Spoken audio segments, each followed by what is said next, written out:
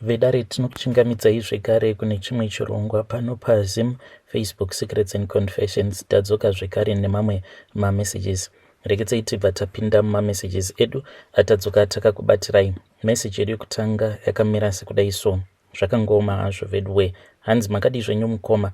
Ndinokumbirawo kuti muge muchindiposterawo nyaya yangu makavekawo chitupa changu ndichikunyoreraiwo confession yangu iyi. Ndikudawo kuti vedare renyu vange vachizondibatsirawo at the end of the day because I need help and I don't know kuti ndingazvifambisawo sei. So zita rangu ndinonzi Tinashe, not his real name.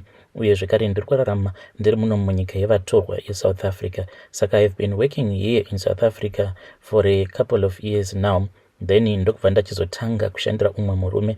Basa rangu riri very simple. Basa rangu nderekuti ndinodrive vana vechikoro to and from. For the past year I've been working for this other man. He is a South African man. Saka murume uyu ane motikari dzakawanda, ane mapickup akawanda awo atakadesigner in such a way kuti anokwanisa kutakura vana vechikoro vakati one day. So each and every day I just thought kuti ini ndenge ndichingoita basa rangu and we were getting paid really good. But recently mukoma ndine zvimwe zvinhu zvandakazosangana nazvo zvekuti it has been disturbing me quite a lot. Because pavana ava vatinotakura patori nevamwe vana vekuti ndinotoona kutoti vana vacho havasi right, vanorwara. But I just thought kuti maybe chivanhu chemuno ndisingatozive kutoti vari kutoshandisirwa mishonga nemhiko dzavanoitirwa nabosi vangu. So last week mukoma Nashe ndo pandakadhumana nemashura ose awo andakadhumana nawo. Saka ndakati ndapedza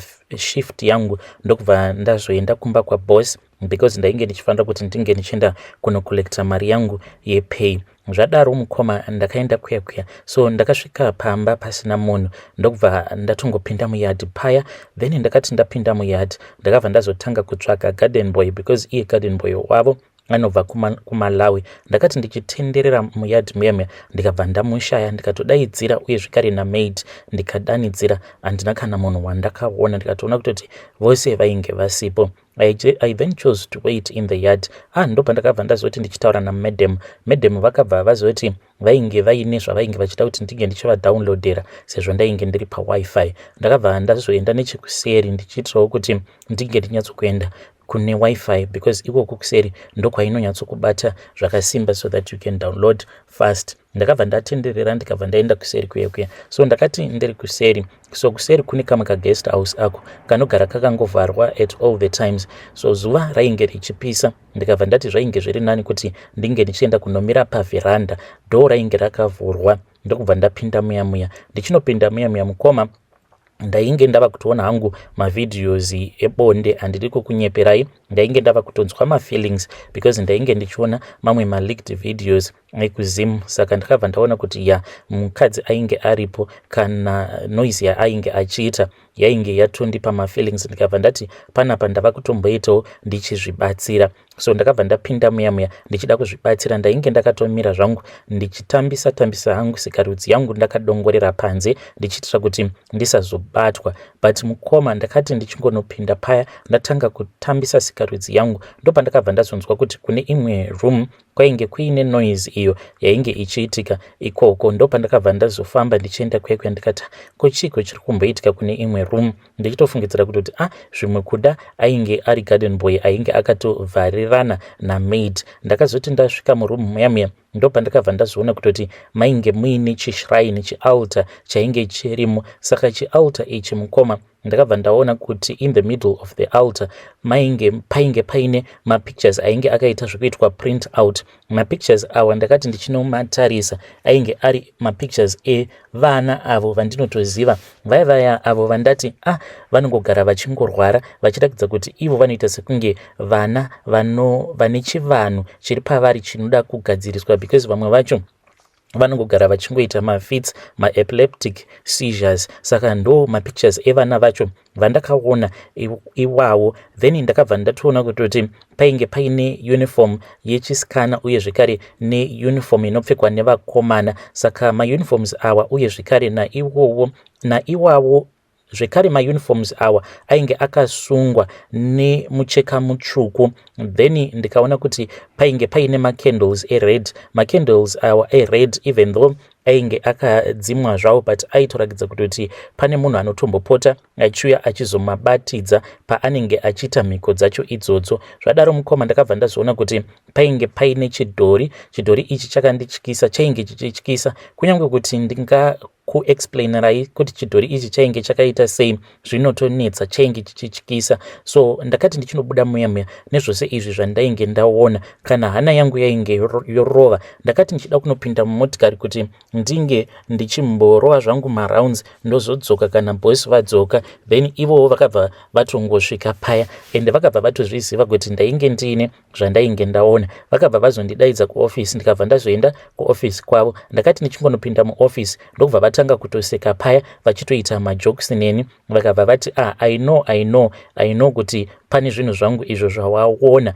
Vakabva vanditi usavhunduka zvako nekuda kwezvinhu izvo zvawaona, because zvinhu izvozvo zvawaona ndezvevadzimu vangu, ndozvandinoshandisa pakupira vadzimu vangu. Vakabva vati zvinhu izvi zviri necessary kuitira kuti inini ndige ndichizova ndakachengetedzeka, sezvo ivo vane makombi hanzi, saka vanoshandisa mweya yevana ivava vatinotakura kuti vange vachizochengetedzeka vasazosangana nemataxi violence. Uye zvekare ivo vane mamobile kitchen kumaindustry uko, saka vakanditi zvose zvandakaona ndozvinovabatsiridza mubhizinesi mavo. Saka takati tichitaura paya, that was when I realized kuti it was much more than that. Ende vakabva vazondiudza kuti uye zvekare vakatorera vana ava zvipo zvavo, like he stole their destinies in exchange for wealth. Hanzi upfumi hwose uhwo hwavainahwo, hanzi inhau yekuti vakatorera vana ava madestinies avo. Saka vakabva vazondiudza kuti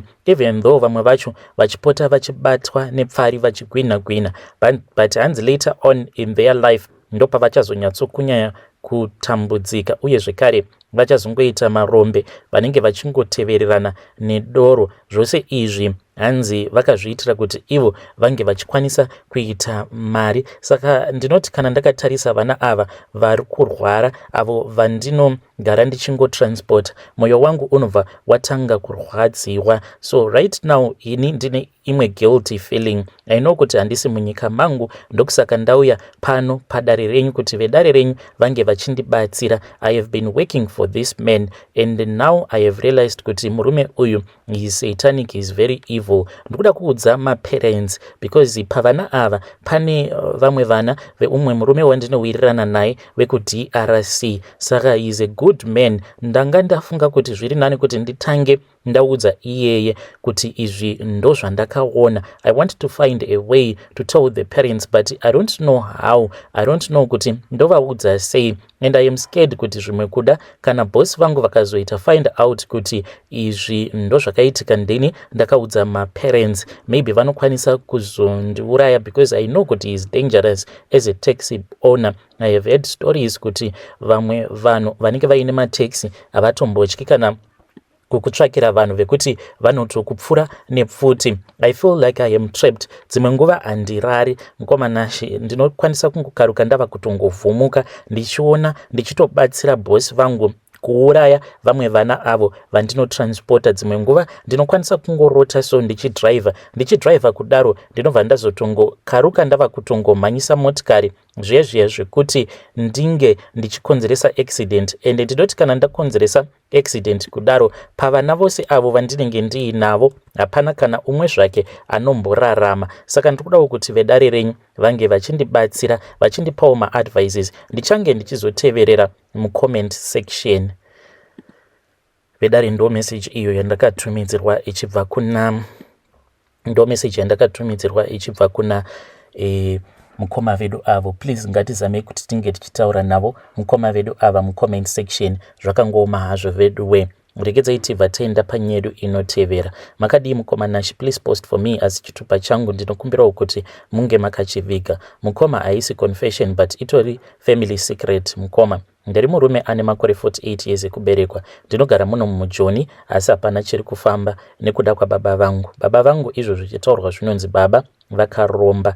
Nyaya yangu mukoma zvizere yakamira sekudai. Ana baba vangu vakaberekwa vari 4 mumba mavo. Saka baba vangu ndivo vainge vari vakuru, firstborn vachiteverwa natete, vakafa koita ana bamunini 2, iye zvino kwasara bamunini 1. Vamwe vakaurayiwa nababa vangu. I witnessed kuurayiwa kwakaitwa bamunini vangu nekuti ndakazviona nemaziso angu mukomanashi. Chakaita kuti bamunini vangu vaurayiwe inyaya yekuti mumafamilies vanhu vanoberekwa vaine zvipo zvakasiyana siyana. Saka zvakazoitika bamunini last born mumba mababa vangu ndivo vakazoita mari kudarika vanhu vose mumba mavo, nekuti vainge vava kudhiraivha kuColbro, vainge vachidhiraivha magonyeti anoita cross border. Saka bamunini vakabva vatanga kuita mari, vava kuita madevelopments pamusha kudarika madzikoma avo. Vakatanga kuvaka imba nekutenga mombe nembudzi vakaisa pamusha. Saka bamunini vakazopedzisira vava nehupfumi hwakawandisa, zvinova zvakazoita kuti vatange kuvengwa nehama dzavo vachinzi vakaromba. Wai vaita mari kudaro, hanzi waitirei mari isusu tisina mari. Mukomanashi takapedzisira tisabvumidzwe kusvika pamba pabamunini nekuti zvainzi vane mushonga wekutora zvipo zvevamwe mudzinza, but bamunini vaiva munhu ainge aine rudo. Saka zvakazoitika mukomanashi, ndakati ndava form 2 ndipo pane nyaya yangu yose. Ndakati rimwe zuva ndainge ndichibva kunotsvaka mombe, ndakanonoka kudziwana zvekuti ndakasvika zvekuma 11 ndichitarisa mombe kumagadheni evanhu. Saka ndakadzishayiwa, ndakati regedzai ndinge ndichienda kumba ndozomukira hangu makuseni. Saka zvakaita pamusha pedu mukoma tine family heroes, munhu wose afa anovigirwa ipapo. Saka ndakati regedzai ndinge ndichipfuura nekumakuva ndichienda hangu kumba, ndiyo yaiva nzira yekugurira. Saka ndasvika pamakuva ndakaona vanhu 3 vainge varipo vachitaura. Saka ndakambofunga kuti zvipoko, asi chakandinetsa ndechekuti vanhu ava vainge vakamira paguva rasekuru vangu. Saka ndakazonzwa voice raiti, nokora ivhu repaguva 4 corners dzose, kana uchinge wapedza woenda naro kumba kwako wozotevera naro mangwana makuseni, asi usazotangirwa nezuva. Saka pandakanzwa mashoko awa ndakabva ndavanda zviya zvekuti ndainge ndisingadi kuonekwa, plus maiva murima, ndaida kuziva kuti ndiva nani vakamira paguva rasekuru vangu. Saka vanhu vaya vapedza zvavainge vachiita vakabva vatanga kufamba, vakazopesana pane imwe mharadzano. Varume 2 vakaenda nekwavo, kwasara 1 ainge achienda nedirection yekumba kwedu. Vanhu ava vainge vakapfeka zvinhu zveblack plus waiva huri husiku. Saka ndakabva ndatevera murume ainge achienda nedivi rekwainge kuine dzimba dzedu. Ndakashamisika mukoma ndichiona kuti vainge vari baba vangu vainge vari kumakuva, asi vanhu vavainge vainavo handina hangu kuzovaziva. Saka mangwana acho makuseni ndakamukira kuma 4 am ndichinotarisa mombe kumagarden. Ndakadziwana, ndakabva ndasvika mumba ndichibvunza amai vangu kuti baba varipi. Mai vakabva vati baba venyu vangobuda. Ndakabva ndatoziva kuti ma1 ainge atotanga. Saka baba vangu vakazotanga kutipa mitemo pamba kuti pano hapabatidzwe moto panze usiku, madoors ose hanzi by 9 o'clock anofanira kunge avharwa. Ndakabva ndatoziva kuti hangu kwainge kwabva zvose. Saka inini ndainge ndava kutoziva secret yacho, but hapana wandakaudza hangu. Saka zvakazoitika mukoma, hapana kupera 2 months bamunini vangu vainge vari driver vakabva vafa neaccident vachibva kuZambia mugomo riya rinonzi Kaperingozzi. Pakasvika shoko rerufu, baba vangu chiso chavo chakaratidza kufara kuti vainge vahwina tsoro yavo. Bamunini semunhu ainge aine mari, hazvina kutora nguva, vakatakurwa nekambani yavo vakabva vavigwa. Musi wavavigwa bamunini mangwana acho makuseni, vanhu pavakaenda kuguva vakaona paine tsoka dzainge dziripo, asi baba vangu vakatsika kuti nyaya dzacho dzinge dzichifambirwa, plus ndivo vaiva mukuru, hapana aikwanisa kuvapikisa. Saka musi wekugoverwa kwezvinhu mukomanashi ndipo pandakaona kuti baba vangu vainge vatori nehutsinye. Vakatora almost 70% yezvinhu zvabamunini vachitaura ivo kuti ndivo vakaendesa bamunini kuchikoro. Saka vainge vava kutora mubhadharo wavo. Saka kubva zuva iroro handina kuzombovimba nababa vangu nekuda kwezvandakaona. Mukomanashi mumusha medu mava kuratidza kuti matova nechikwambo, nekuti pagore roga roga